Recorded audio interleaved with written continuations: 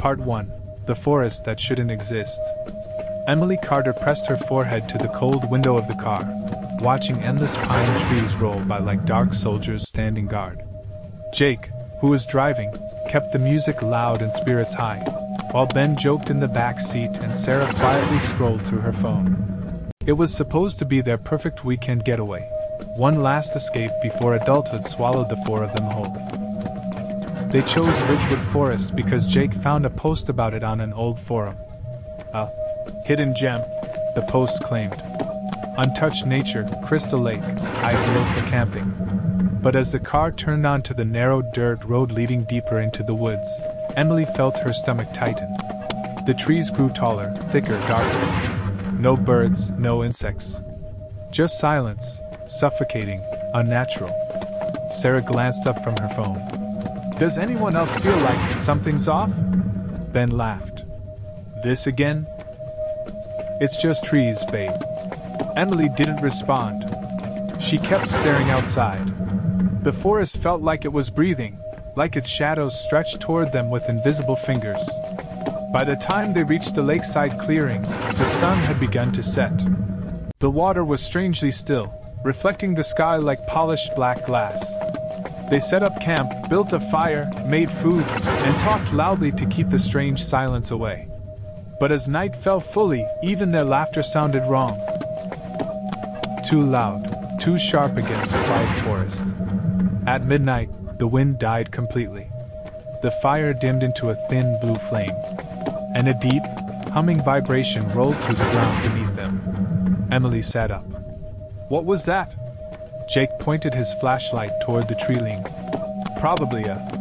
The beam froze on a figure. It stood between the trees, tall, thin, human-shaped. But its limbs were too long, its posture unnatural, and where its face should have been, there was only smooth, pale skin. Sarah screamed. The figure tilted its head, as if listening. Then, without warning, the shadows behind it stretched, swallowing its body whole. Jake grabbed his backpack. "We're leaving. Now." But panic broke them apart. Instead of running together, each friend fled in a different direction, instinct overpowering reason. The forest swallowed them instantly. Part 2. The Trials of the Night Forest. Emily. Emily ran blindly until branches whipped her face and her legs gave out. Her flashlight flickered violently. Each time it blinked, the trees around her appeared in different positions, as if the entire forest rearranged itself when she wasn't looking. The air felt heavy, thick, pressing against her chest. Footsteps echoed behind her. Slow, deliberate, but not human. "Jake?" she whispered. A voice answered, her own. "Emily, don't run from yourself." The voice came from everywhere and nowhere. The air tightened around her throat. She stumbled backward and landed beside an old wooden sign half consumed by roots. "Those who enter must face themselves. Those who fail do not leave." Emily's breath froze. The forest wasn't just chasing them. It was testing them. Jake's trial was different. He burst into a clearing covered in strange gray mist. The fog coiled around his legs, then rose to form humanoid shapes, first vague, then disturbingly familiar. His father's face emerged from the haze. The same gentle smile Jake had seen before the accident. "Jake," the figure whispered. "Come home." Jake choked on air. "You're dead." "I'm here now," the fog said. "Stay." When the mist touched him, it felt warm, almost comforting. But beneath that warmth was something hungry. The hands tightened around him, pulling him into the fog. Jake screamed, but the mist flooded his mouth, his lungs, his mind. His body collapsed in the clearing.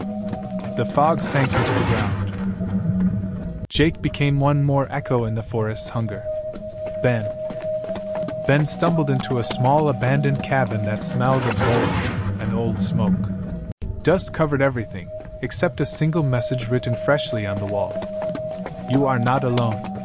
I am right behind you." Ben forced a laugh. "Okay, hilarious." But when he stepped backward, the floor creaked. Twice. once beneath his foot, once beneath someone else's. The air behind him grew cold. A whisper slid past his ear. "Don't turn around." Ben did. He shouldn't have. The shadow wasn't a shape. It was a hole, a tear in reality, dripping darkness. It lunged. Ben tried to scream, but the shadow wrapped around him like a glove, pulling him into the wall. His body vanished into the wood grain, leaving only a faint imprint of his screaming face. Sarah. Sarah's trial was the cruelest. She found the lake, or what used to be the lake. The water was now darker than night, perfectly still. When she looked into it, her reflection smiled back, a wide, unnatural grin stretching ear to ear. "You can't leave," the reflection whispered. "You're already one of us." Hands made of water rose from the surface. Sarah screamed and leapt away, scrambling through the underbrush. Something crawled after her, its limbs jointed wrong, bending like broken marionette strings. She ran until her lungs burned, ran until her throat tasted like blood, ran until dawn. Part 3: The One Who Walks Out. The moment the first ray of sunlight touched the treetops, the forest froze. The whispers ceased. The ground stopped vibrating. The shadows retreated like frightened animals. Sarah stumbled back into the campsite, barefoot, shaking, her clothes torn, her hair tangled with leaves. The ashes of last night's fire were cold. 3 tents stood open, empty. 3 backpacks lay abandoned. 3 sets of footprints led into the forest. Only her footprints returned, her vision blurred with tears. She whispered their names. Emily. Jake. Ben. But the forest swallowed the sound. Then she noticed something on a tree near the lake. A message carved into the bark with fresh, bleeding lines. One leaves. The rest remain. The bark dripped sap like tears. Sarah backed away slowly. As she reached the edge of the clearing, a soft whisper drifted through the trees. Not one voice but 4, layered over each other. Emily. Jake. Ben. Sarah. Come back. Stay with us, stay. Sarah ran. She didn't look back. But the forest did. Ridgewood Forest doesn't keep the dead. It keeps the ones who break. And now, it knows her name.